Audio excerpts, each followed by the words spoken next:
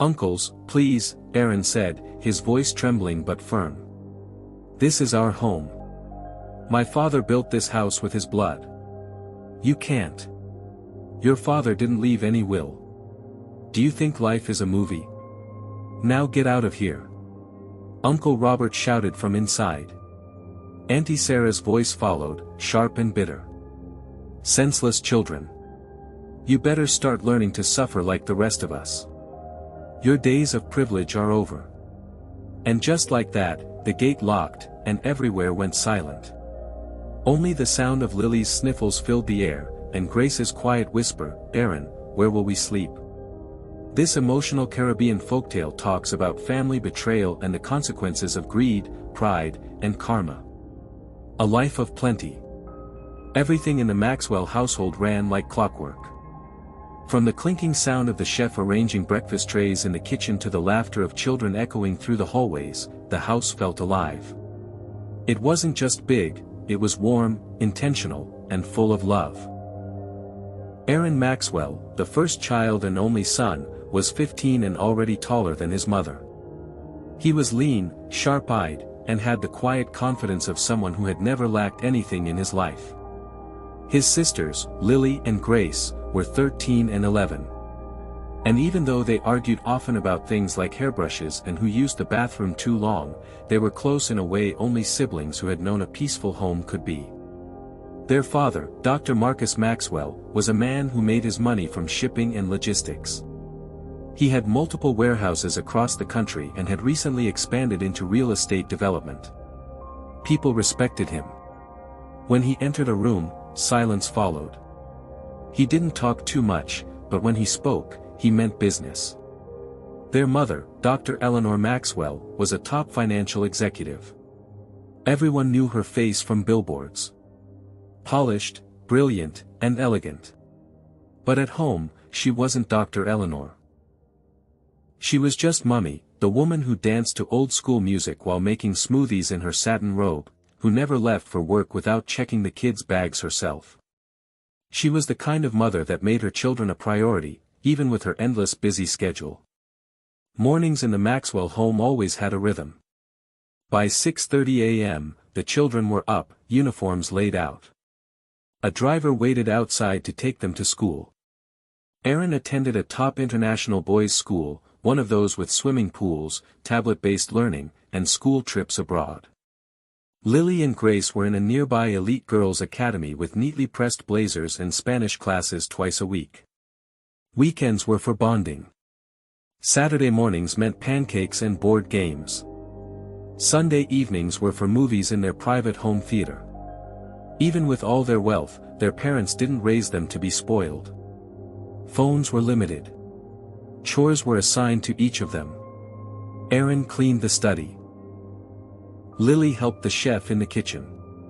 Grace folded towels. They weren't perfect, but they were a real family. The last laugh. That Monday morning was just like the others. The sun had barely touched the edge of the curtain when Aaron walked into the dining room, still rubbing sleep from his eyes. Lily was already there, grumbling about how Grace used her hairbrush without asking again.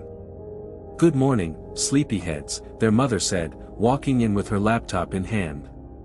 She dropped a kiss on each forehead before sitting down. Their father followed behind, reading something on his iPad. They were heading to Kingston that morning. There was a logistics summit Marcus had been invited to speak at, and Eleanor was due to finalize a new partnership with a tech company. They planned to return by Wednesday at the latest.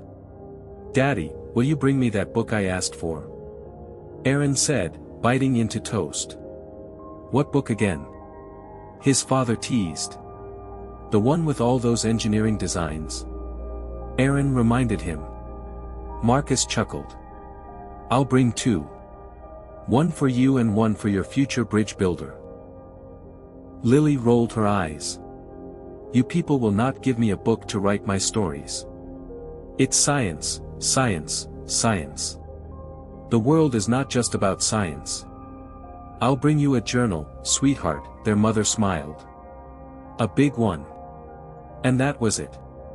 That was the last time they would laugh together as a family. In the afternoon, the house was quieter than usual. The children returned from school, went about their day, and even had dinner by 7 p.m., but they hadn't heard from their parents. The driver who took them to work was not back yet. By Tuesday morning, nobody had called. They became bothered. Even the chef, Mr. George, hadn't heard from them, which was unusual because Dr. Eleanor would always call him to know what he fed the children and to know if everything was all right. Aaron had called Auntie Sarah, their father's younger sister, whom they felt loved them, to come stay with them because they were bothered and scared. That evening, it was around 8:43 p.m. Aaron would remember the time because he had just checked his phone battery. 2 men were at the gate, and soon the security guard led them in. One was in a police uniform. The other wore a dark suit and had bloodshot eyes. Aaron stood in the living room trying to make sense of why they were there. Lily stood behind him, holding Grace's hand. Auntie Sarah was standing beside Aaron. The man in uniform removed his cap. "Is this the Maxwell residence?" Auntie Sarah nodded. "Yes, sir." He looked at them for a long moment. Then he cleared his throat. "We're sorry to inform you." Aaron didn't hear the rest of the sentence clearly. The words felt muffled, like the air itself had thickened. Lily blinked, unsure if she had misheard. Grace started crying before anyone could say a word. That night didn't end. It dragged. Auntie Sarah pretended to console them, but deep within her, she already saw an opportunity. Aaron didn't sleep. He didn't cry either. He just lay there with his arms around his sisters, listening to Grace's quiet sobs. He didn't know that life as they knew it had ended. But he could feel something heavy, something big. The storm had not yet hit. But it was already on the way. The house of silence. The house was no longer alive. Weeks had passed since the burial, but the Maxwell mansion felt silent, cold, and emptied of its spirit. The clatter of kitchen trays was gone. The scent of their mother's perfume no longer lingered in the corridors. Aaron sat by the window of his father's study, staring at the overgrown flowers outside. He hadn't touched the books on the shelf, though he remembered his father used to clean them himself every Saturday morning. Lily and Grace were upstairs, quiet. They no longer argued about hairbrushes or fought over bathroom time. Grace had barely spoken since the burial. She simply followed Lily everywhere like a ghost in a younger girl's body. That afternoon, the silence broke with the rumble of cars pulling into the compound. Aaron peered through the curtain. 3 black SUVs. 3 uncles and Auntie Sarah in her signature headscarf and oversized sunglasses. They entered the living room like they owned it. Uncle Robert, the eldest, wore a tailored linen suit with gold cufflinks and a matching pocket square. His stomach arrived before the rest of him. Behind him, Uncle Paul, lean, sharp-jawed, the one always rumored to have a shady past. Last was Uncle David, the quiet one with a cough that sounded like something dying slowly in his chest. Auntie Sarah floated in behind them, her steps light, but her expression tight. Aaron stood as they entered, but none of them acknowledged him. The family lawyer, Mr. Davies, was already waiting in the living room. He looked thinner, like the past few weeks had aged him, too. Aaron felt a flicker of hope. Maybe something would go right. Their father, Dr. Marcus, was a careful man, Mr. Davies continued. But unfortunately, he paused, glanced at the uncles, then looked down. There was no written will. Lily had walked in with Grace, and they both stood behind Aaron. Now, Grace clutched the hem of his shirt. No will. Aaron said, his voice soft, but shaking. That's not possible. Daddy always planned everything. He stopped himself, his throat burning. Auntie Sarah adjusted her glasses and let out a loud sigh. Aaron, it's painful, but this is the world we live in. Things happen. We just have to accept and move on. Move on to where? Lily whispered. Uncle Paul finally spoke, his voice like gravel. "The house and properties are now under family authority. You children, you will have to go and stay somewhere else." Aaron blinked. "Stay where? This is our house." Uncle Robert laughed quietly. "Your house? My dear boy, you are 15. You own nothing. Everything your parents own now falls under our care." "No," Aaron said, his voice rising now. "This isn't right. Daddy wouldn't. Don't raise your voice at your elders." Auntie Sarah snapped. "We gave you time to mourn, fed you, kept you here. But you cannot stay here forever. Life must continue." A guard appeared at the door with 2 small travel bags. Aaron recognized them. One was his school bag. The other had Grace's name tag stitched on it. It hit him then. This wasn't a conversation. Their fate was already decided. The guards had already packed their things. "You can't do this," Lily said, her voice breaking. "We're just children." Uncle David coughed harshly, not looking at them. "You'll find your way. Many children do." Nobody said anything for a while. Just the sound of Aaron's heart beating fast and loud. Grace was crying again. Soft whimpers like a wounded kitten. The lawyer looked like he wanted to speak, but he remained silent. And then, just like that, the uncles turned and began to leave. Auntie Sarah followed, her perfume trailing behind like a mockery. The guard opened the gate. Aaron picked up the 2 bags and took his sisters by the hand. They walked slowly down the long driveway, the same driveway they used to ride bicycles on. Now they were walking out with nothing but what could fit in 2 bags. As the gate shut behind them, Aaron turned back one last time. The house stood tall and beautiful, windows reflecting the evening sun as if nothing had changed. But everything had. The streets of Portmore. Portmore didn't care that they were children. The streets moved on. Yellow buses screaming for passengers. Hawkers shouting prices. Beggars dragging plastic bowls from one car window to another. There was no space for grief in Portmore. No room for sympathy. Just noise, hunger, and survival. Aaron didn't know how long they walked that day after the gate shut behind them. Maybe hours. He just kept moving. His sisters beside him, holding the bags. Every time Grace slowed down, he slowed, too. He couldn't leave her behind. He wouldn't. They tried sleeping by a church that night, a small Pentecostal place with cracked walls and iron gates. The security man chased them off. They sat in front of a closed shop next. Mosquitoes feasted on their legs. Lily tried to sing to Grace to distract her from crying, but her own voice cracked from tiredness. By the 3rd night, they found an uncompleted building behind a mechanic workshop. No windows, no doors, just walls, cement dust, and a leaking roof. That became their home. There were no beds. They spread their school uniforms on the cold concrete floor. At night, they used one bag as a pillow and the other to cover themselves. The wind had teeth. The rain, when it came, was merciless. Aaron barely slept. He sat up most nights watching his sisters breathe. It didn't take long before the sickness started. Grace developed a terrible cough, deep, rough, and persistent. She shivered even in the heat. Lily's stomach swelled from malnutrition, then shrank again with constant purging. Her eyes looked sunken, her skin pale. One morning, Aaron ran from one pharmacy to another, begging. He clutched a crumpled note someone had given him that listed what Grace might need. "Please, sir," he told a pharmacist. "She's coughing up blood. She's just a young girl, only 11 years old." The man looked at him and hissed.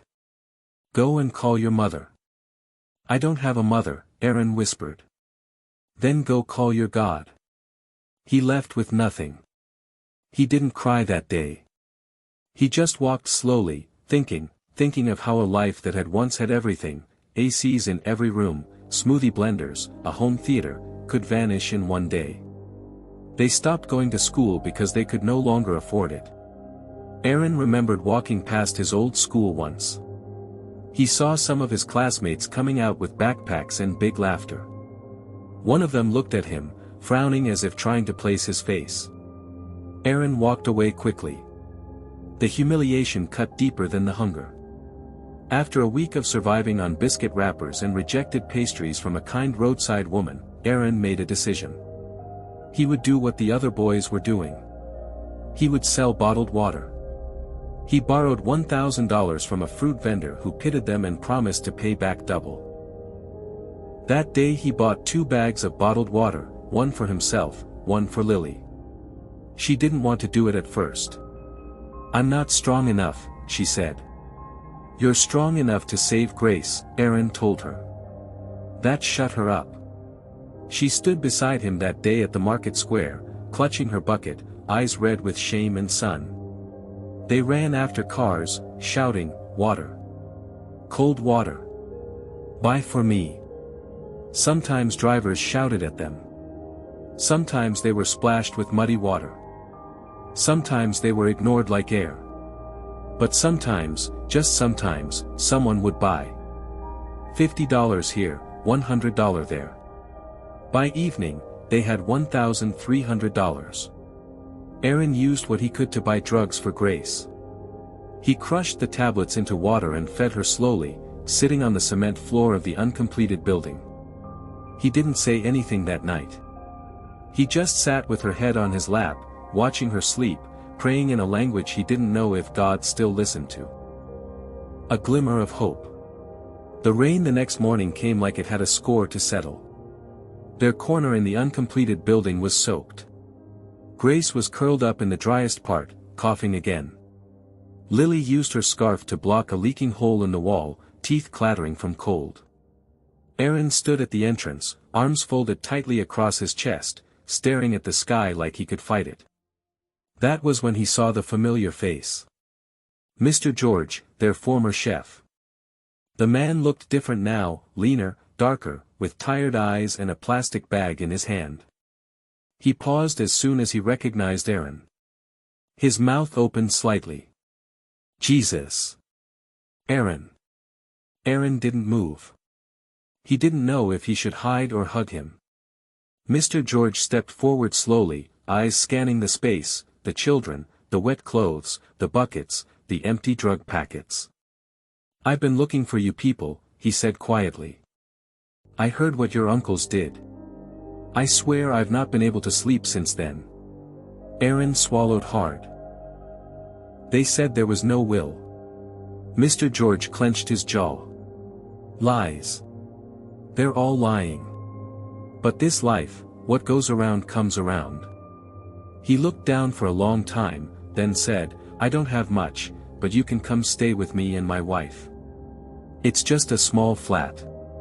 You'll sleep on the mat with your sisters." Aaron didn't respond immediately. He looked at Lily, then Grace, and tears filled his eyes. Shelter, even if it was just a room, felt like a mansion. "But to be honest," Mr. George continued, "I don't have the money to feed you all. I'm already struggling to take care of my own family. But by God's grace, at least you'll have a roof over your head." Aaron nodded once. That was all he needed to hear. They moved in that same evening. The house was deep inside Spanish Town. 2 rooms, 1 kitchen, 1 bathroom shared with 3 other families. Mr. George's wife didn't complain much. She barely spoke, but she let the children sleep on an extra mat and warmed their bathing water on cold mornings. Aaron kept hawking. Every morning before the sun stretched its full arm, he'd carry his bucket of bottled water and hit the road. Lily sometimes followed, sometimes stayed back to care for Grace. They took turns. Some days were good, some days were hell.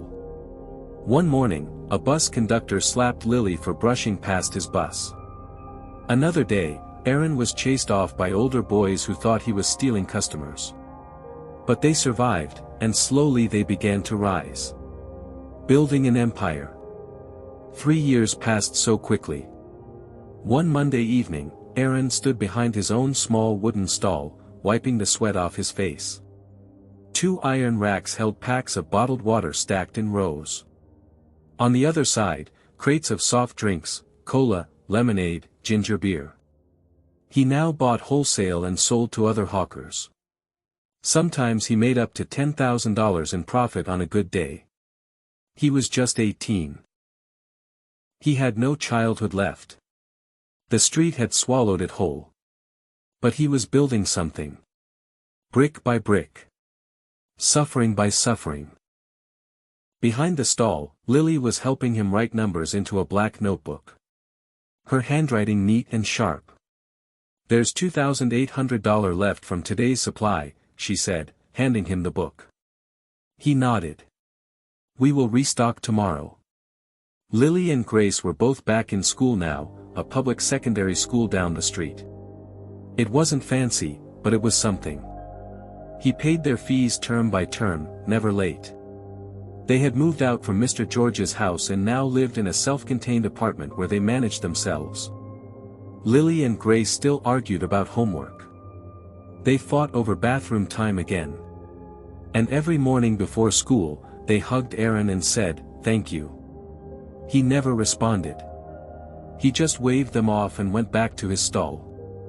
But at night, when the house was quiet and the walls were still thin, he'd stare at the ceiling and whisper, "Daddy, I'm trying." Aaron never really rested, not even years later, when the noise of survival began to soften. He still woke before the first rooster crowed and slept long after the generator hums died out. But life had shifted, not completely, but enough. His shop, now very big, painted cream and blue, stood on the corner of a busy street, flanked by an old barber shop and a bakery. The wooden sign above read Aaron's Waters and Drinks, a name he carved with his own hands. His younger sisters, Lily and Grace, were the roots beneath that name. Grace, no longer a fragile girl coughing in an uncompleted building, but now in her final year in the university where she was studying veterinary medicine. Lily was now a graduate of computer science. She coded websites for small business owners and printed flyers for Aaron's drink business. Sometimes she teased him, saying, "Your small water empire needs branding." Aaron would chuckle and wave her off, but inside he knew the truth. They were finally breathing again. Their lives were simple, but no longer soaked in hunger. The price of greed. But while Aaron and his sisters quietly stitched their lives back together far away, the people who tore them apart began to bleed from the inside. Uncle Robert, once the loudest of the uncles, the self-declared patriarch, began to rot from the skin out. It started as a rash, a tiny boil behind his ear. At first, he ignored it, blaming it on cheap soap. But within weeks, the rash spread, red, angry, itching like punishment. No cream worked. He visited private hospitals, even flew to Miami for tests. Still, nothing changed. His skin peeled. His neck bled. He stopped going out. The board members of one of Dr. Marcus's logistics companies he had stolen from the children removed him silently. Then came the fire. His Kingston estate went up in flames at 3:21 a.m. He lost everything. His wife left weeks later, unable to share a bed with a man who smelled of burnt flesh and regret. The last time anyone saw him, he was living in a modest flat, wearing gloves and long sleeves to hide his cursed skin. Uncle Paul's fall was faster. The same man who once walked into Aaron's living room with the arrogance of a general lost his mind during a shareholders' meeting.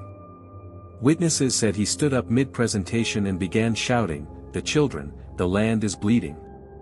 Their blood is on our hands." He tore his expensive shirt, rolled on the conference table, and began to howl like a dog. At first, they thought it was a seizure.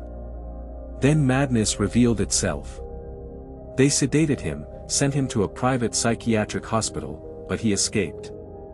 Days later, someone filmed him in Halfway Tree, naked, screaming at taxi drivers. His wife left him.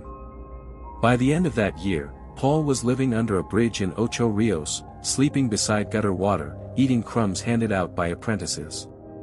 Street boys called him Mad Paul, but no one knew the truth that he once sat at the head of the Maxwell family meeting, smirking while they threw children out of their own home. Now, he muttered to himself every day, scratching at invisible chains, asking ghosts for forgiveness. Uncle David's collapse was quieter, but deeply cruel. He never had Robert's power or Paul's madness.